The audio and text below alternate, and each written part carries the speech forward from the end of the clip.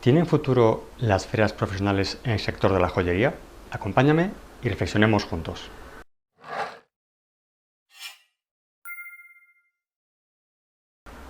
Soy José Francisco Alfaya, máximo responsable de 925 Lab, y hoy quiero recuperar un artículo que publiqué hace algún tiempo en el blog de 925 Lab y que sigue más vigente que nunca. Lo cierto es que es habitual encontrar de vez en cuando artículos que analizan la situación de las ferias profesionales. Supongo que esto no sorprende ya a nadie, porque todos los profesionales del sector somos conscientes de que el modelo clásico de salón comercial está en crisis, tanto a nivel nacional como internacional. La pregunta del millón es, ¿por qué está pasando esto? Vamos a verlo y para eso es necesario comenzar por el principio, por el papel tradicional de las ferias profesionales. Desde la segunda mitad del siglo XX, los salones sectoriales han sido una pieza clave en la estrategia de marketing de las empresas españolas. El inicio de la industria ferial se remonta a la década de los 60, aunque tuvieron que transcurrir un par de décadas para que su actividad comenzase a crecer de forma exponencial. Desde los años 80, estos eventos han sido imprescindibles para reforzar la imagen de la empresa, puesto que estar presente en una feria profesional era una demostración de buena salud. Dar a conocer nuevos productos y servicios. Así, era habitual que se hiciese coincidir el lanzamiento de nuevos productos con la celebración de estos eventos, de modo que se obtuviese el máximo impacto y se recogiese feedback inmediato acerca de su potencial real en el mercado. Mantener una gran cantidad de reuniones presenciales en un breve espacio de tiempo, ya que como puntos de encuentro para el sector posibilitaban un ahorro importante en desplazamientos. Familiarizarse con la propuesta de valor de empresas competidoras, es decir, investigación de mercados en estado puro. Desarrollar canales de comercialización en nuevos mercados, por regla general seleccionando distribuidores y agentes. Descubrir nuevas tendencias y aprender gracias a ciclos de conferencias y otras actividades divulgativas. En definitiva, las ferias profesionales eran una herramienta extraordinaria tanto para tomar el pulso al mercado, obteniendo una gran cantidad de información en un periodo de tiempo muy corto, como para aumentar y reforzar la red de contactos. ¿Cuándo comienza la crisis de las ferias profesionales?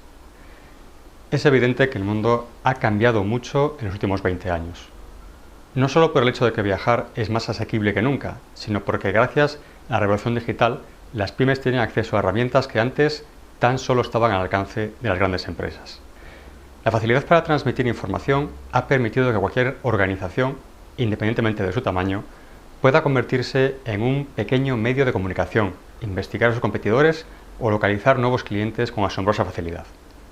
Herramientas como el correo electrónico, la videoconferencia, los mercados digitales, la firma electrónica o las plataformas de formación online han cambiado por completo las reglas del juego, poniendo en tela de juicio la rentabilidad de participar en esas ferias profesionales que antes se consideraban ineludibles. Es imprescindible tener presente que participar en calidad de expositor en uno de estos eventos exige un esfuerzo muy importante, ya que equivale a asumir infinidad de costes. Hay costes operativos, como son los propios del stand, contratación de espacio, diseño y construcción del stand, seguros, logística, etc. Y los costes de desplazamiento, transporte, hoteles, dietas. Hay costes promocionales, como la gestión de agenda, los materiales publicitarios, comidas de negocios y eventos privados, etc. Y hay costes ocultos, como el coste de oportunidad que tiene todo el tiempo que se invierte en planificar la participación en el evento, asistir y realizar el seguimiento posterior. No hay duda de que medir el retorno de este tipo de acciones es difícil, ya que como ocurre con todas las acciones de comunicación, sus efectos deben medirse a medio y largo plazo. El problema surge cuando estos costes dejan de ser percibidos como inversiones rentables para ser considerados como simples gastos a evitar. Esto es lo que hace que en la actualidad sean muchas las compañías que prefieren invertir sus esfuerzos en otro tipo de acciones de promoción y comerciales. Por ejemplo, encuentros privados con sus clientes, lejos de miradas indiscretas, en algunos casos visitándolos y en otros invitándolos a eventos organizados exclusivamente para ellos. Antes era fundamental asistir a una feria profesional para estar al tanto de las novedades del sector. Ahora tenemos acceso a más información que nunca. Bien, entonces, ¿qué ferias sobrevivirán en el sector de la joyería? Como era de esperar, las ferias propias del sector joyero no han permanecido ajenas a esta crisis generalizada de los salones profesionales. Lo cierto es que organizar con éxito un evento de esta naturaleza y lograr, además, que este éxito se mantenga en el tiempo es un gran reto. Los cambios globales que he señalado anteriormente, unidos a la feroz crisis económica de los últimos años, están teniendo un efecto devastador en el sector, tanto a nivel nacional como internacional. En España han ido desapareciendo ferias, mientras han nacido otras y algunas se mantienen. ¿De qué depende su futuro? ¿Qué deben ofrecer para continuar siendo relevantes? No es fácil jugar a vaticinar el futuro, pero sí me gustaría apuntar algunas claves desde mi propia experiencia como visitante, como expositor y como miembro del equipo organizador de ferias profesionales en distintos sectores.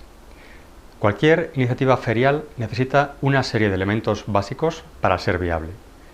Se trata de condiciones esenciales y si alguna de ellas falla, será realmente difícil que ningún evento de esta naturaleza pueda ya no prosperar, sino simplemente sobrevivir. Una gestión profesionalizada, cosa que parece una obviedad, pero que no siempre se cumple. Una ubicación adecuada, tanto por su atractivo empresarial como turístico. Unas infraestructuras mínimas, comenzando por un recinto adecuado, buenas comunicaciones, oferta hotelera, etc. Existe una tendencia imparable hacia la concentración de la cada vez menor cantidad de eventos existentes. Así, las grandes ferias lo son cada vez más, a costa de fagocitar a sus adversarias. Y no me refiero a un proceso a escala nacional, sino internacional. El sector de la joyería solo podrá digerir un puñado de ferias relevantes a nivel global, de modo que hay dos factores fundamentales a tener en cuenta: tamaño y especialización. Los grandes eventos resultan cada vez más atractivos, precisamente porque la masa crítica es un factor determinante en una actividad como esta. Cuando está todo el mundo, pocos son los que están dispuestos a permitirse el lujo de faltar. Al contrario, un evento nuevo o en declive necesita contar con grandes apoyos y una enorme tracción para lograr consolidarse o revertir la tendencia. Por una parte, nos encontramos con la necesidad de generar sinergias intersectoriales. ¿Cómo? Logrando acuerdos con los medios de comunicación, las fuerzas vivas del sector, movimientos asociativos, lobbies, etc., patrocinadores, centros de formación. Por otra parte, para el desarrollo de un salón profesional es fundamental contar con el apoyo institucional. Las instituciones públicas juegan, en términos generales, un rol importantísimo para que este tipo de eventos puedan nacer y prosperar. No solo porque muchos de los recintos dedicados a esta actividad sean de titularidad pública, sino por el peso de las subvenciones en la organización y asistentes, los convenios con empresas de transporte, ya sea metropolitano, nacional o internacional, la promoción de misiones comerciales inversas que faciliten la atracción de visitantes internacionales, etc. Olvidar que vivimos en un mundo global es muy peligroso.